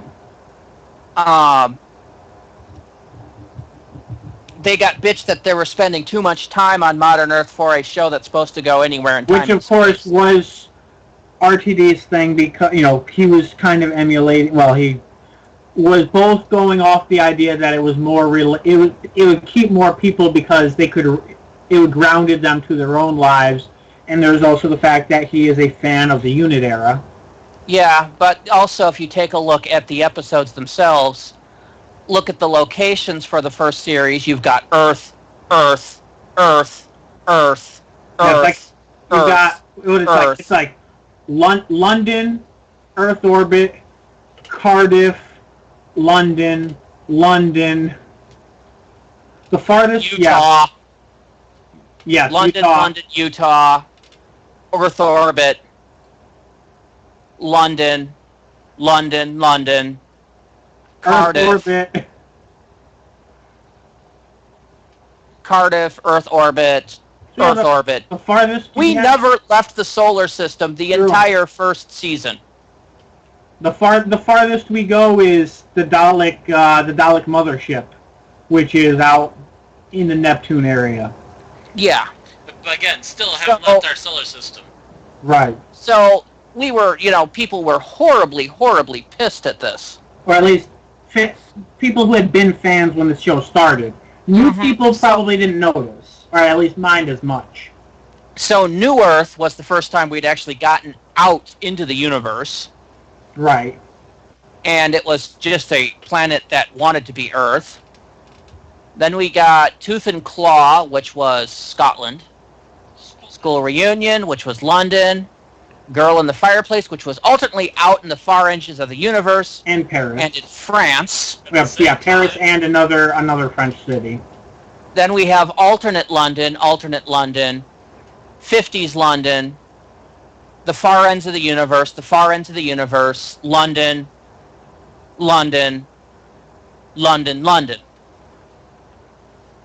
At least next season we go to the moon.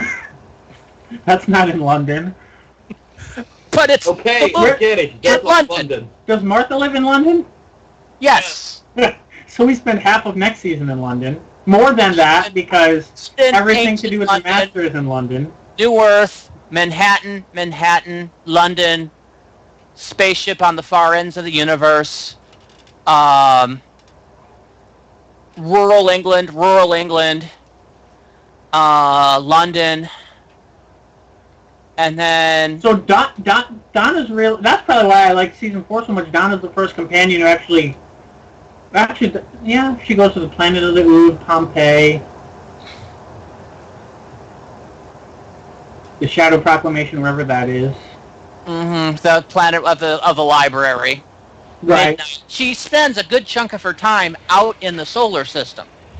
Or, I mean, out of the solar system. We don't even know what planet Turn Left actually takes place on, like, not counting the back-in-time sequences. Except it probably takes place in the Grand Bazaar that we've seen repeatedly in Moffat's era. A few times. Oh, right, but do we know where that is at all? No, we don't really know where it is.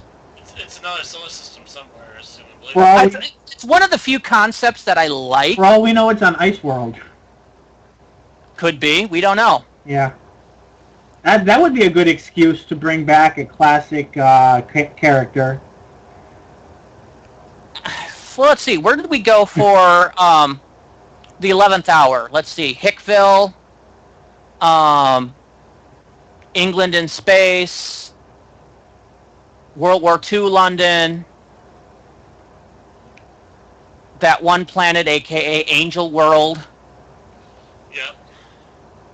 Angel World again, Venice, Hickville, Upcountry England. Where was Vincent and the Doctor? Was that that wasn't London? Was that in England or in France? His name is French, isn't it? Yeah, I think it's France.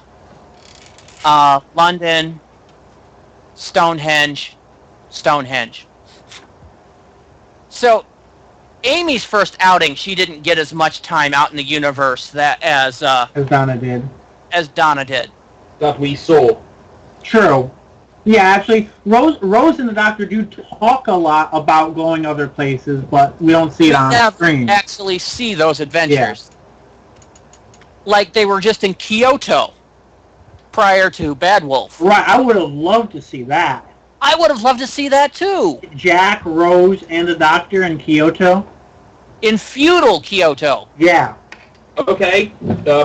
Please donate all your money to the BBC to afford to make that kind of episode. It wouldn't cost any more than some of the other period pieces they've done. I think the BBC only has like single-digit amount of Asian actors. It didn't stop them from making British Russians. So they'd all be Englishmen with bad tan jobs. I can deal with that. I don't know if the BBC can.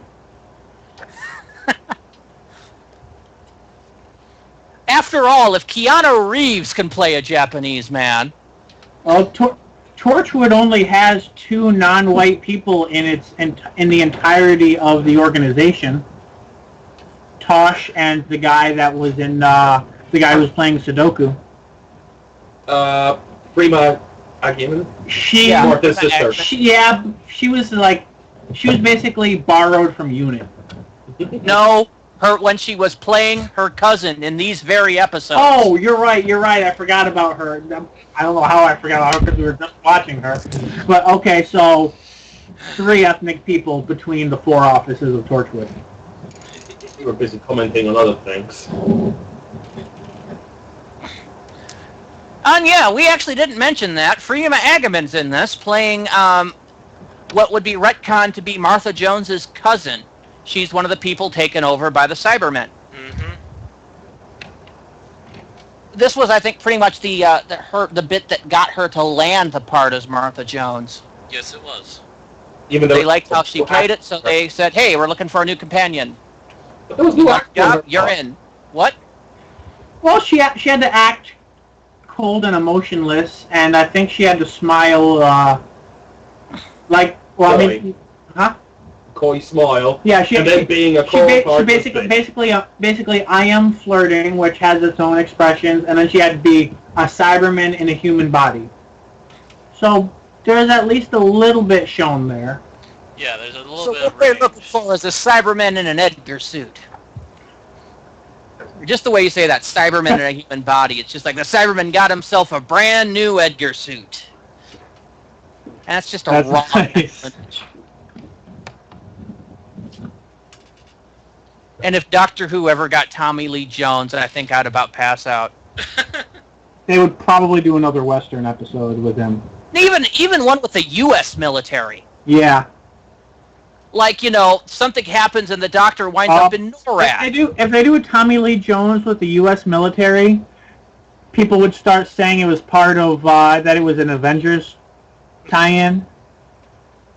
Depends on when. If you're talking a modern day, Tommy Lee Jones Lee was in Jones Captain is America. known for being military man. Yes, he Tommy was. Lee Jones was in Captain America.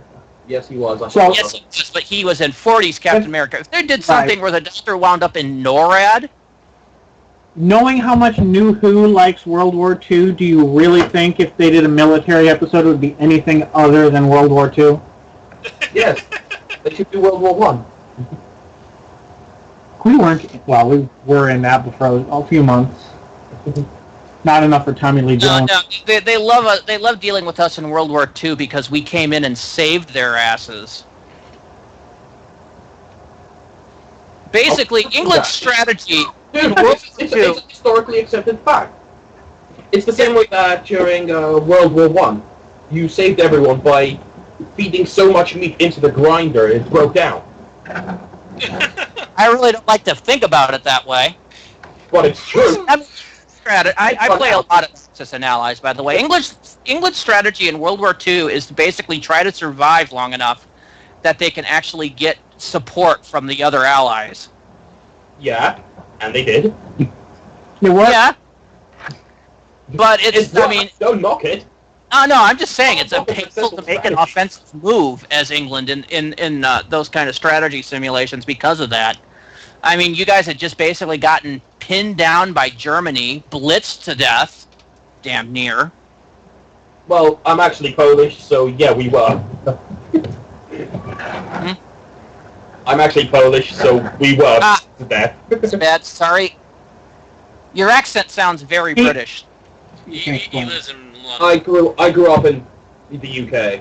I was Polish, but moved over. But basically, Poland only became effective fighting in World War II once it got conquered. We're better partisans than soldiers. Well, yeah, so did France. Pretty much, yeah. Yep, not arguing that. I mean, pretty much, Germany blitzed west, took Belgium, which I can understand why they took Belgium, because no one's expecting them to actually invade Belgium. Belgium's just like, we're neutral, oh, crap tanks! They go through the Netherlands, and pretty much France caves like a house of cards. And then they spend, then they have the great time with, La Resistance, which has become, the stuff of epic legends. But that said, we do plan to eventually talk about another World War II episode on this podcast, so some of that might be best for that discussion. Although I'm sure we will have plenty. We will have plenty to talk about with between Jack and the gas masks and everything else. But when are we doing that? We will eventually. I mean, we did kind of discuss it, but I forget when we had kind of placed it. Okay. So that said, before we go into ratings, anybody else have any particular points? Let's see. I mentioned Jackie. Still find Rose a bit whiny. Cyberman. Dogs go down the hole. Does she whine in this episode? Well, there's the ending, but that's kind of average girl her age type of deal, more than being particularly whiny. Yeah, I didn't find her particularly whiny in this episode. No. Now, she had been whiny a good chunk of the series. Mickey's less whiny in this episode than he had ever been before. Well, yeah, but that was also part of the whole Mickey's grown up, he's got game now. Most of Rose's whininess is more a relationship type of deal than Rose being whiny.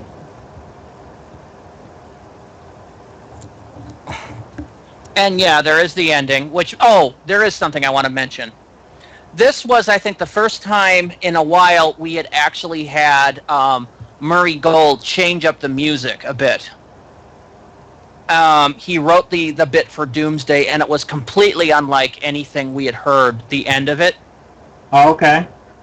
And it was, I remember, after this episode came out, the BBC's website for Doctor Who just had a clip of this song playing on endless loop, and it was the bit when after Rose and the Doctor are separated. Better than the credits running on absolute silence. Oh no, this is pre-credits. Right. That's when they're at the wall. The famous scene that's you right. look up stuff. Yeah, the music there. It's an absolute great emotion piece. Right. And if it's one thing Murray Gold is great, it's writing emotion pieces. This was probably his greatest bit of incidental music up until This Is Gallifrey, in my opinion. Another comment on the music. The music kind of gives the Daleks away a few seconds before the Daleks do. Well, yeah, it's that same build-up. It's Murray Gold's Dalek build-up. Right. And, yeah, that's the thing also, we did Parting of the Ways last week, and that same build-up that they had for the Daleks was also very well written by Murray Gold. Yeah, and of course at that time it was a new thing, so obviously no one's going to think, oh, that's the Dalek music. Mm-hmm. But then when the sphere starts opening and you hear that, I'm just like, that song brings Daleks to my brain. And then they come out and it's like, oh crap. Oh, and yes, yeah. It was nice to see the fact that the Black Dalek was in the lead again. Right. Yeah. This is something Stephen Moffat forgot.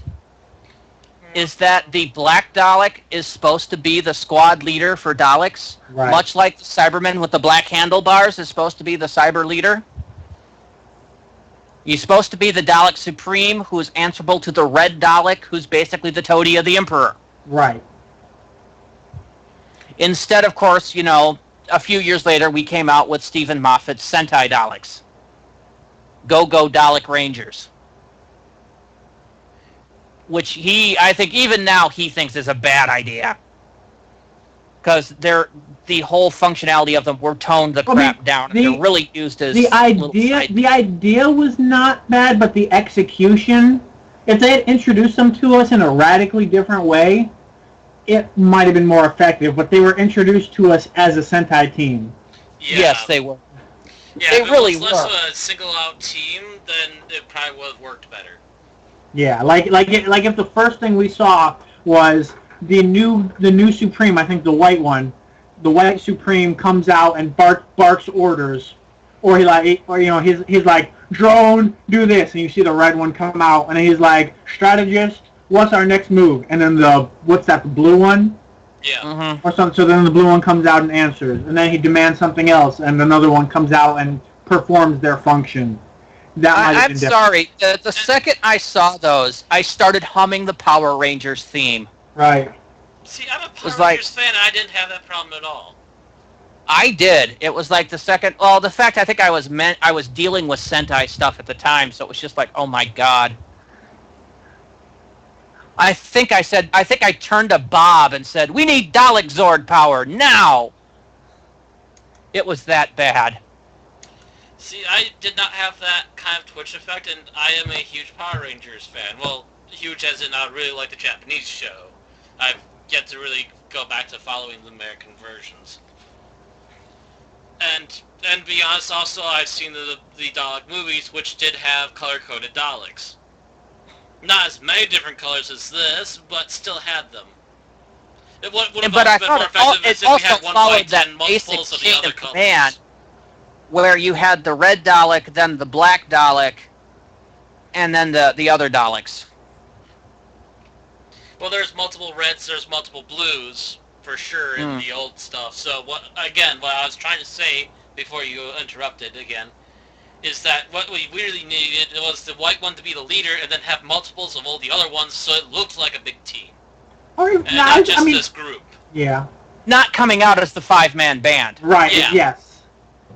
I think was part of my problem. They came out as the 5-man band. You have it's like essentially the Supreme is no different than you have exactly one drone. Where do you see exactly one soldier, exactly one drone? it doesn't work that way, and you're never going to get that idea across. If they didn't have the money to make the additional Dalek casings, they should have sent it to the mill. Yes. Yeah. And had them do a copy and paste. Yes. Exactly what they were missing for that episode. Was to actually have more of the other colors and have only the one white giving out the orders. And that would have been a perfect episode then. Right. Could have nailed it, but no, they kind of botched it, and now they're just completely tossed the idea out. Well, I've lost all respect for that episode, discovering that most of the lines were actually taken from something else. From Power of the Daleks? Yeah. It still creeped me out when the Daleks asked if they wanted a cup of tea. I'm sorry, that was just like 8 levels of disturbing. Right. Especially like a cup of tea. The first time it's done as a surprise, and then from there, it's like the Daleks are goading the Doctor by doing. They're like, "Would you like some tea?" You know, it's just like, they're like, "I know what you're thinking, and I know what I know what I want you to say. And I'm just going to annoy you until you say it." And not Daleks. You're pretty sure whenever their back has turned, they'd have been smirking. Yeah. But because, of course, they're basically giant steel mobile tanks, you can't actually get to see them smirk. They just narrow their eye stalk at you. But for Daleks, I think Nick Briggs did a good job of putting through the emotional waves, or, you know, the way that someone would deliver it in that situation. Yeah, I love the fact that when Rose is just like, "Oh, what I'm trying to say." Yeah, you should know that's the Doctor, and they actually I take it to the people inside. You know, you actually see them actually jump back. Right. Slightly, yeah. And I believe in Confidential I mentioned that in the RTD Dalek suits, they pretty much control everything except the head, and then the head's controlled by somebody on a remote, so that they can do more acting with the actual Dalek casing.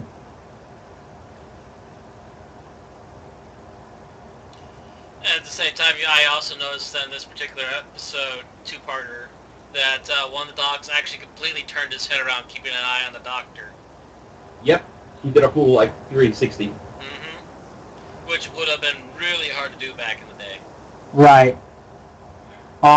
There was also a bit with the Daleks where I really liked the way that Faye had a deeper voice than Sek for the first time that Faye got to speak. Mm-hmm. It's like, Sek has been doing all the speaking up until that point, and then they're like, you didn't need to kill him. And then he just turns out with this deeper voice, he's like, neither did we need him alive. And that delivery there was really effective. And guys watching at home, there's a possibility this might crash because I think our call... Actually, I'm hosting the call, so it probably won't crash. I forgot I hosted it this time. I think we've lost Randy. Yeah, that's what the problem is. So hopefully this thing doesn't crash. We're losing power. We lost Randy, which could mean that we just lost Randy. Apparently their internet over there has been a little wonky this week. Okay. So it could very much possibly be just their internet just went.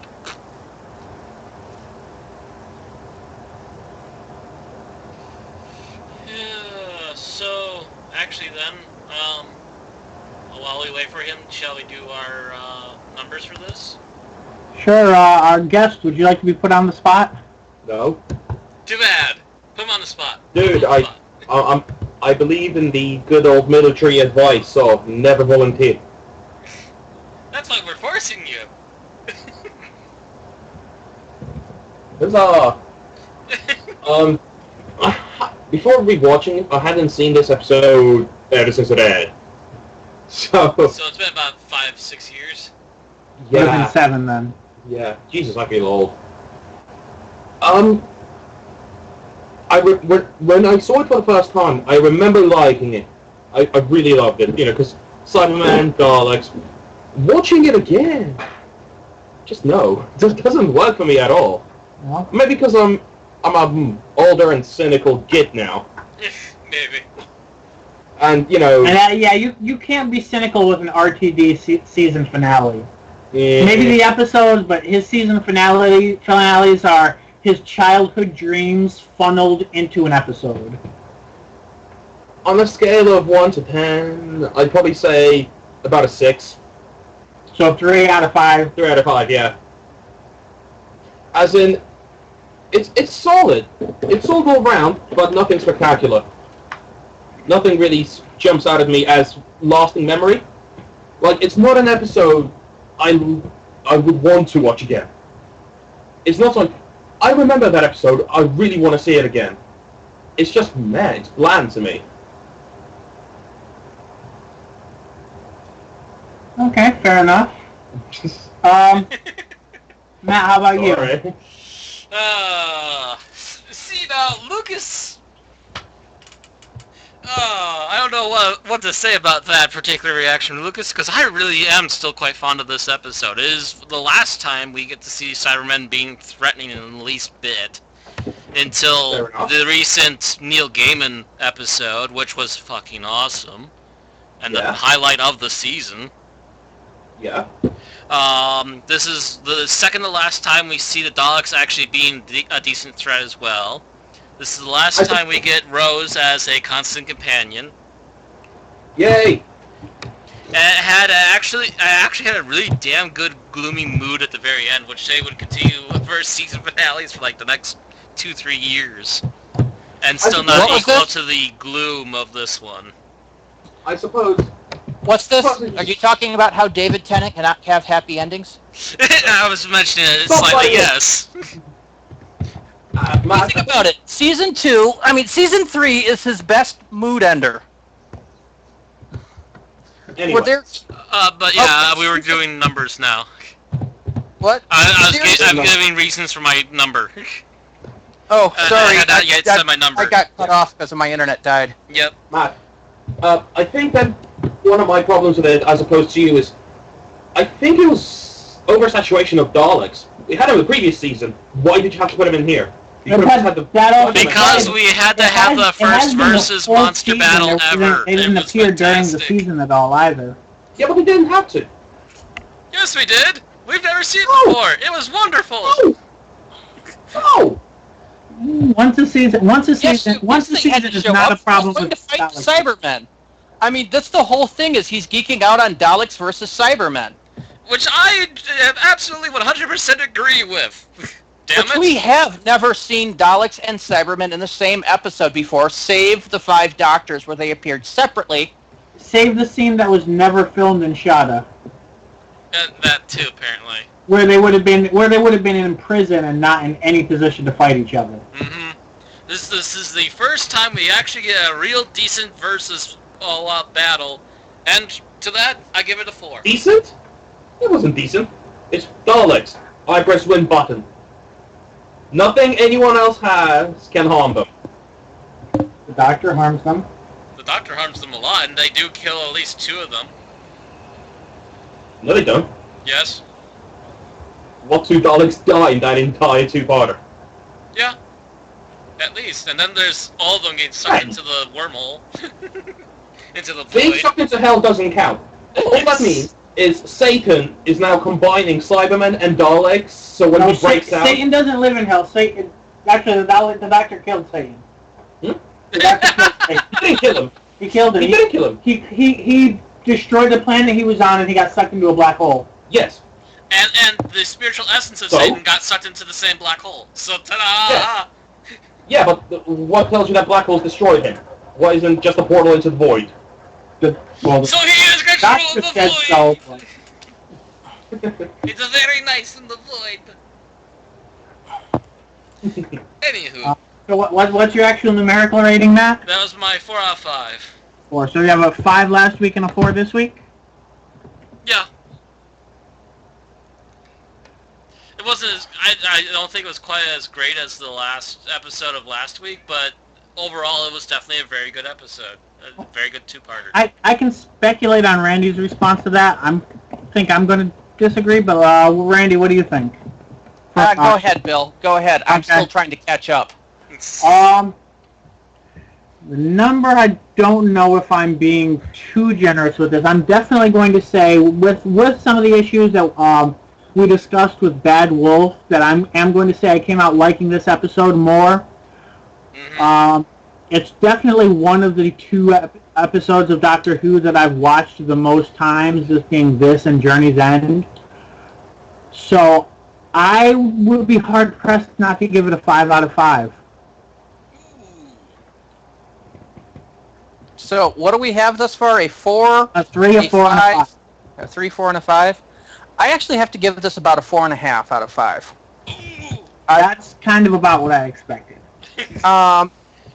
I like this a lot better than I do Bad Wolf Parting of the Ways. Bad Wolf, as I mentioned, seems kind of dated to me, with the pop culture references to reality TV that no longer really exists, save Big Brother. And it was very British. No, we got most. The only one that we were a little fuzzy on was What Not to Wear. Okay. Big Brother is over here as it is over there, and we had The Weakest Link as well. Okay.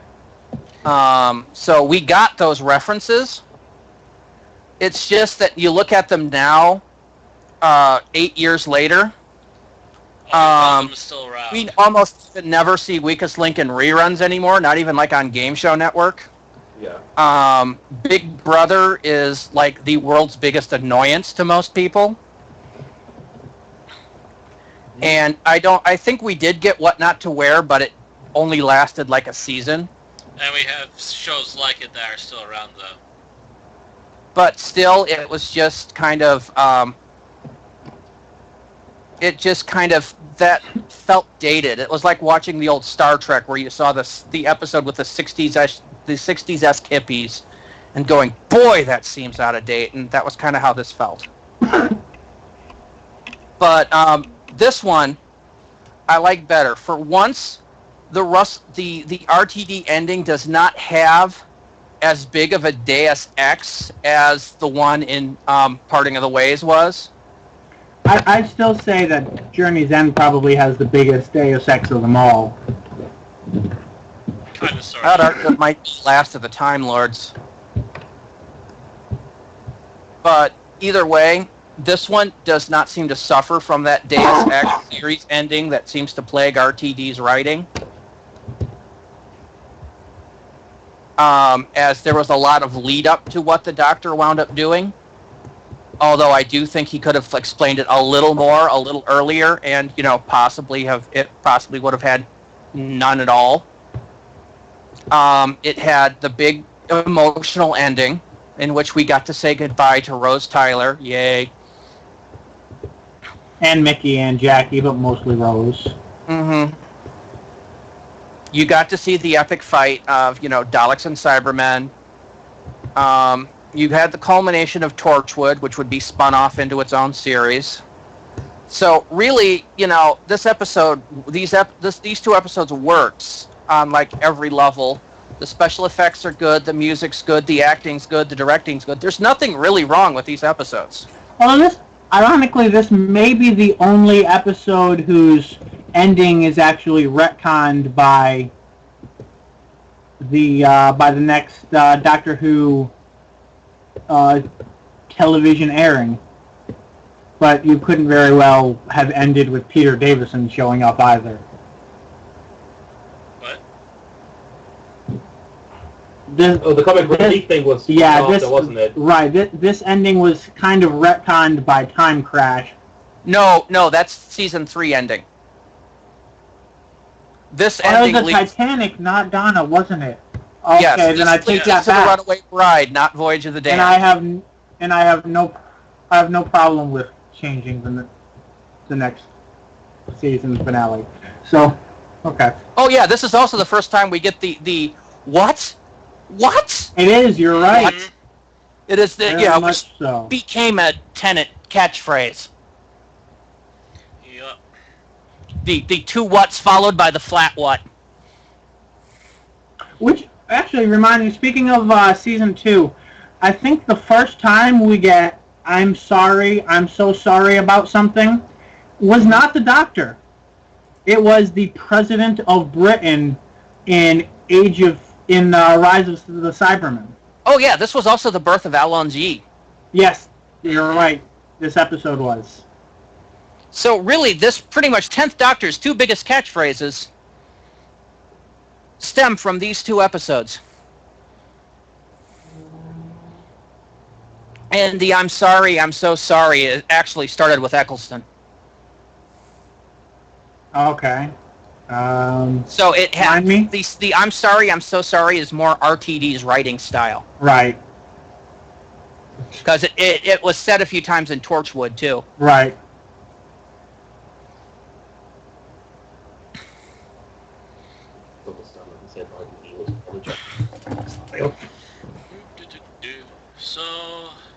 So that gives us a total rating of 4.125 between the four of us. Which is probably one of our higher ones. Yep. And Matt's closest to the actual number. We've had 4 rating higher than this if you count An Unearthly Child, the episode on its own. Yeah. Which was our highest rating of all time. If you don't count the intro episode only. Right, the intro episode only. If you count the whole serial, if you only count the serial, then it's significantly lower. Lower, yes. But the episodes we've had higher than this were in order from highest to lowest rating on Unearthly Child. There's a tie between the Three Doctors and Nightmare in Silver, and then Bad Wolf: Parting of the Ways. Got higher than this? By 0.04. That had a 4, a 3, 5, and a 5. Here we had a 5, a 4, 5, a 4, and a 3. Damn you and that 3. Don't invite us to any more podcasts then. So Lucas, interested in joining the podcast more frequently? If you want to drag your numbers down, sure. Well, it's not like Flynn didn't do that for us. Next week we're doing a Stephen Moffat season finale, so by all means. By all means, dare us. Dare us. We're doing the Series 5 finale, if I recall. Yep. Pandorica opens and the Big Bang. Yep. I'm pretty sure I do recall what number I'm going to give this, but I'll watch it again just to make sure. It's like, this happened. No, it didn't. This happened. No, it didn't. This happened. No, it didn't. Trust me, I have my own. There's like 3 things I like with the episode, and then there's a whole bunch of stuff I don't like with that episode, so... Tentacle Cybermen, and I'll leave you with that. Good night, everybody. Until next week.